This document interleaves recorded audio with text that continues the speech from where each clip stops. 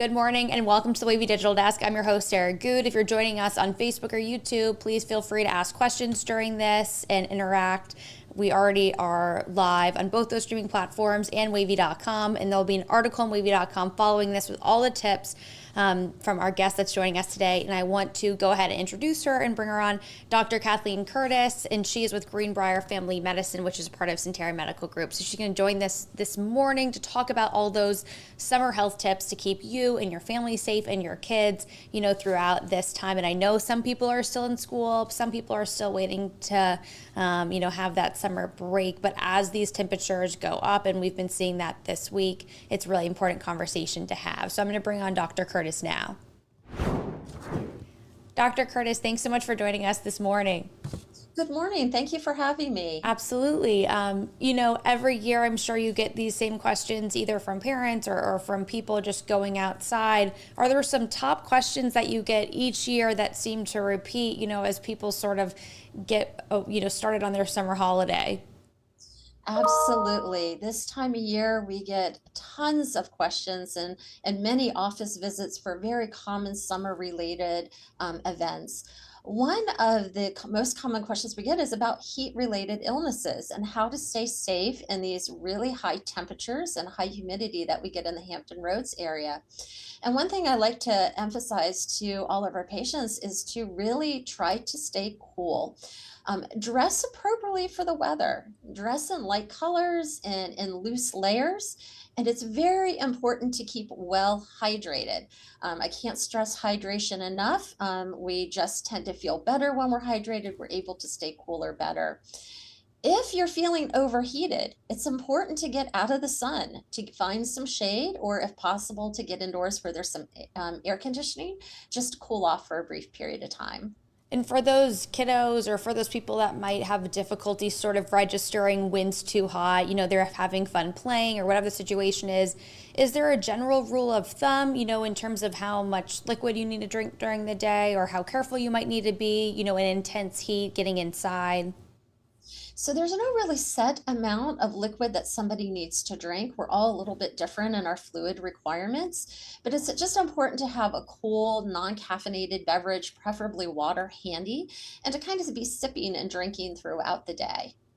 And I know that it must be a huge issue, at pools, especially I'm thinking busy pools, lifeguards, managing kids, you get overheated, kids are, maybe getting lethargic. Are there certain signs or symptoms, that kids show off or that adults even show off, if you're at the beach, if you're exercising, that you want to be aware of to know when to seek help? So there's one common myth that is out there, and that is with heat exhaustion, that an individual will quit sweating. And actually, that's very false. Most folks in the heat are going to, initially have, normal moist skin and sweating as a way to cool. And the absence of sweating does not mean that somebody's not becoming overheated.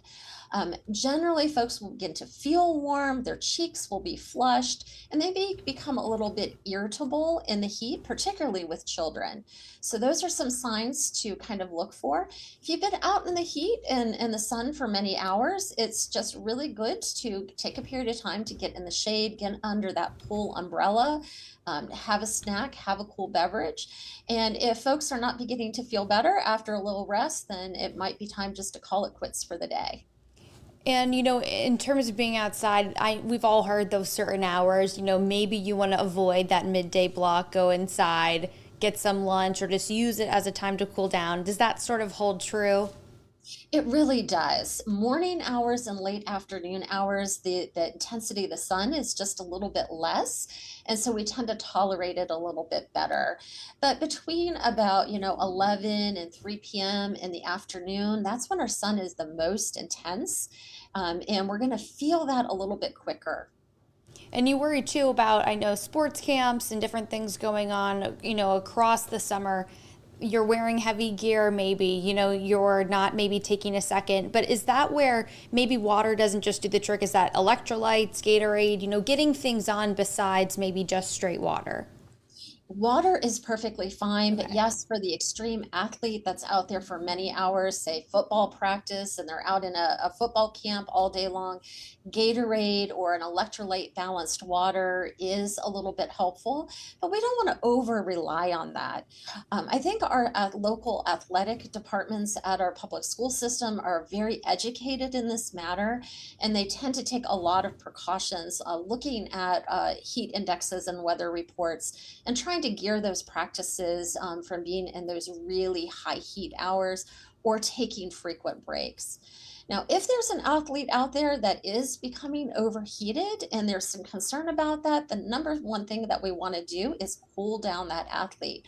And so, taking off that extra gear that an athlete might be wearing during practice can really help cool the body, getting that fluid intake, preferably a cold beverage, and getting indoors where there's air conditioning. Very, very key points for anybody who's feeling the heat to that degree. And another big issue, obviously, with heat related illness, sun related illness, is getting sunburns and certain skincare issues. And we've seen the worst of it with sun poisoning and things that can happen there, and also just more of the easy burn. Maybe some aloe will take care of. But can you talk a little bit about that spectrum, maybe, and sort of what you've seen? Absolutely. So I think the first and foremost thing is prevention. So I think we've all heard about sunscreen. It's very important to be using sunscreen every time we're outdoors, particularly if we're going to be at the beach or the pool or anywhere for extended time. With sunscreen, you want to get a broad spectrum sunscreen, preferably one that covers both spectrums A and B, and that has a high SPF of at least 50. It's good to apply that sunscreen about 30 minutes before going outdoors. And one tip I like to give my patients is if you are using a spray sunscreen, you do want to apply it in advance of going into the water so that sunscreen has dried. So if you're using a spray and it's still moist on the skin, it can wash off fairly easily. Once you're in the sun, reapply. That's also very important. Mild sunburns is by far what we see the most often, and those will typically manifest within a few hours to 24 hours after being exposed. Unfortunately, once the burn is there, this damage is done, so to speak, and so we're really kind of mitigating the discomfort of it. And some easy things for sunburn is just to apply a hypoallergenic moisturizer to moisturize the skin and to use some cool compresses. Cool makes our burn skin feel more comfortable. It's not going to heal the burn any faster, but it's a comfort measure. And for folks that are really being bothered by the pain, we can use our common over the counter anti inflammatory type medications. They can give some relief. The more serious sunburns, that's when we're going to start to see blistering.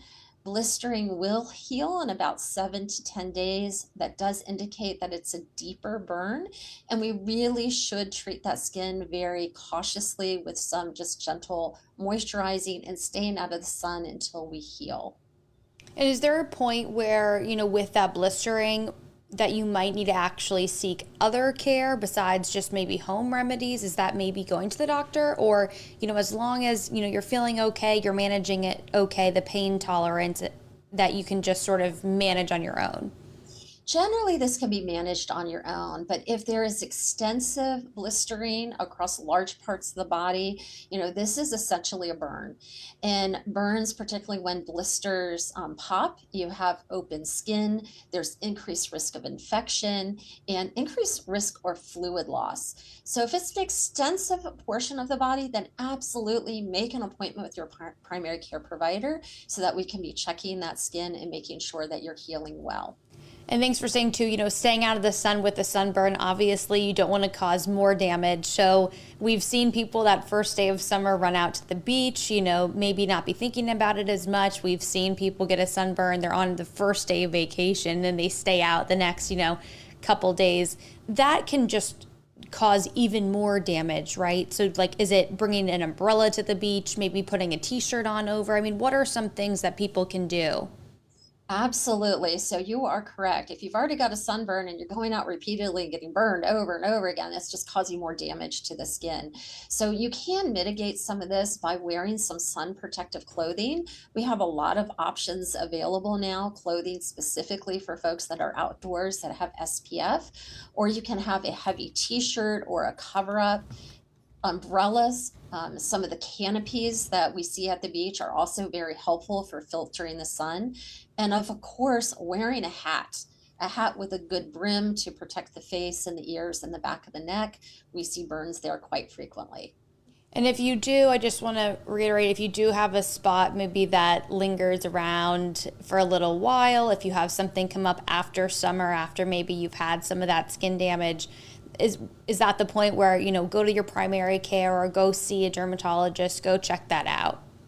Absolutely.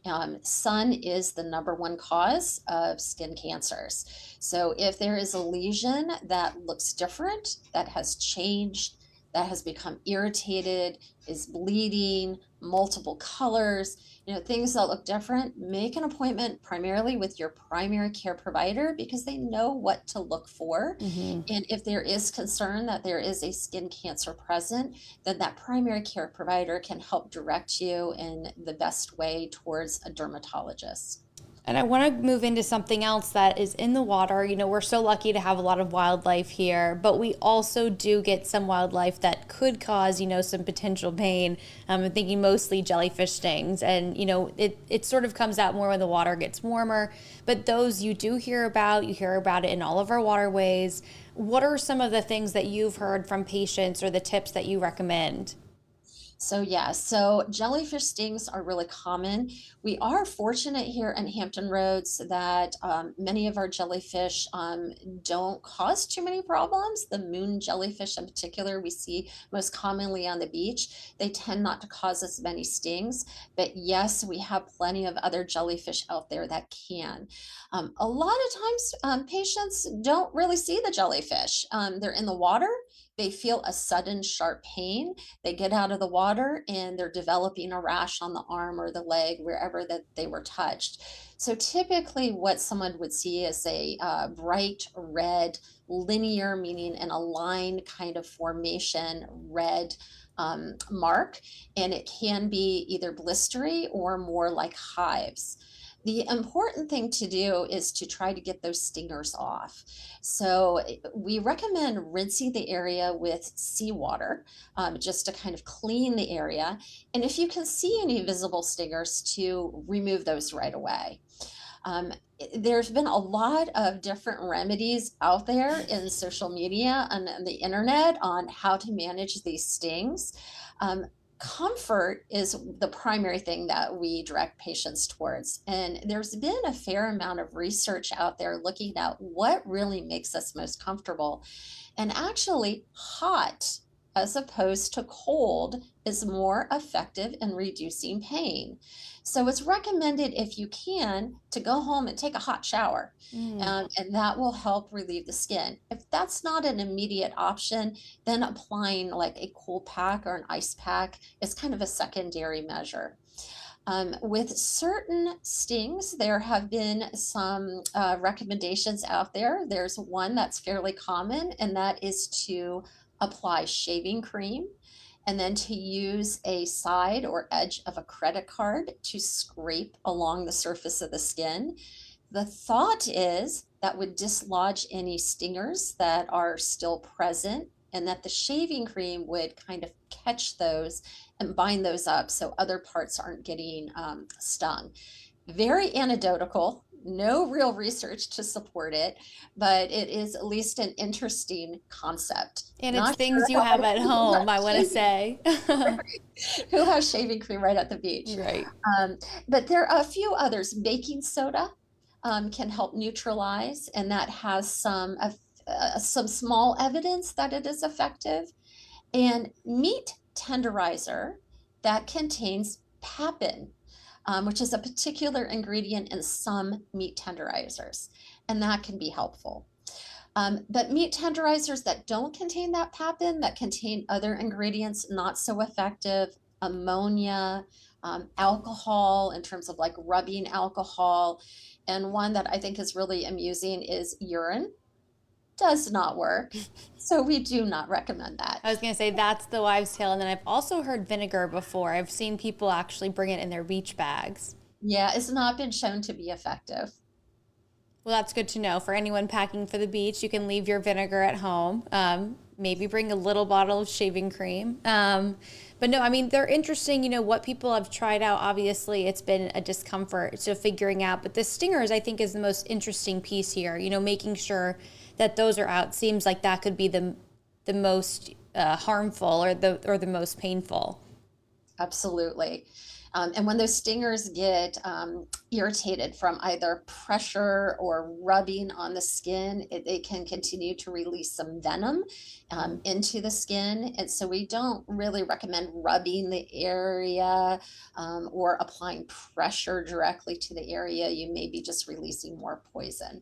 And that makes me think too, for a lot of people outside, bee stings I feel like are particularly common around, playgrounds or certain places, obviously, where nests are. Are there similar functions to that? As obviously, as long as you're not allergic to it, just sort of managing pain, making sure the stinger's out. Absolutely. With the bee stinger or wasp sting, removing the stinger. Once the stinger's out, it's not the same as a jellyfish. You don't have continued venom being released into the skin. It's removing the stinger and then comfort care. So a cool compress to that area is helpful. Spot use of some cortisone steroid type of first aid cream can be helpful. And if folks get particularly itchy from either a bee sting, wasp sting, or mosquito bites, flies are common at the beach and they bite. A non sedating antihistamine is very helpful as well, just to take down that swelling and itching. For individuals that get real bitten up and they have extensive bites over their body, we don't recommend large scale use of topical antihistamines like a Benadryl cream in that manner, because we do worry about that in conjunction with an oral antihistamine, maybe too much antihistamine, and folks can get toxic on that. So if it's more widespread, really sticking to the oral and just some local comfort care measures. That's good to know too, because I think people have a tendency to sort of, rub the lotion on, and in those spots in particular, I am thinking of, maybe your legs or somewhere where those flies or mosquitoes can get you. So that's a great tip. I want to talk about one other thing that we do have around here, especially maybe in some more wooded areas, but ticks. And we've seen that sort of come up across, the country right now in conversation is, checking for ticks, being very careful. Is there a certain protocol, when you're outside maybe in these areas of making sure that you are safe and that they haven't attached to you? Well, absolutely. When it comes to tick bites, again, prevention goes a long way.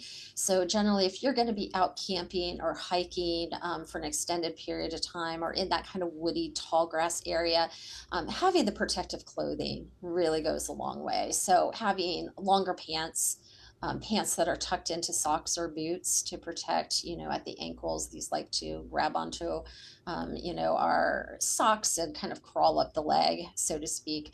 Again, having a hat on the head to prevent any tick falling from a low hanging branch goes a long way.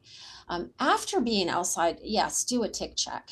You want to know if you've got a tick on your body. So just kind of really looking head to toe for any bites that may be there. It's interesting, we hear a Lyme disease, but there's many tick-borne illnesses out there. Lyme disease in particular is really transmitted mostly by the deer tick and most contagious in the nymph stage of the tick lifestyle. And really, these are very small ticks. They're about the size of a poppy seed. And what can be very troubling is they're easy to overlook. So an individual may not actually find that tick right away. The risk of disease transmission goes up after they've been engorged, after they've been feeding. And that's when the ticks actually become larger in size and they're more easily to be seen. And so when we're looking at these ticks, we'll ask patients a number of questions. We do know that the longer the tick is embedded, the higher the risk is. And so we like to know if there's a particular time where they were exposed and how long they think that tick may have been embedded. If the tick has been embedded for, over 36 hours, and we, know that we're in an area that's endemic for Lyme disease, then we may want to go ahead and prophylactically treat for Lyme disease with antibiotics. So it is good to check with your primary care provider about what you need to do after a tick bite. If it is not a deer tick, if it's been embedded for a very short period of time or was just found crawling on the clothing, we're not so concerned about that, and we may hold off on treatment. Concern goes up, obviously, when symptoms start to be present. So, some of the early symptoms could be flu like illness, sudden fever, body aches, fatigue, sweats. And there is, of course, that classic rash of Lyme disease, which is commonly referred to as the bullseye rash, where you have a red spot, a clearing, a red ring. And this could be a single bullseye or it could be multiple, and it doesn't necessarily have to be where the tick bit. So we do say to watch out for those rashes. If you have any of these symptoms, Lyme disease and tick-borne illness can be very serious. So definitely check in with your primary care provider. And in terms of removing the tick, I've heard so many stories about that. Is there a particular way, whether that's burning or sort of using tweezers, just to be careful that, nothing is left? Yeah, I don't recommend the burning method. I think there's too much of a risk to actually burning yourself, right? So the most effective way is to use just a pair of tweezers to grasp that embedded tick as close to the skin surface as absolutely possible.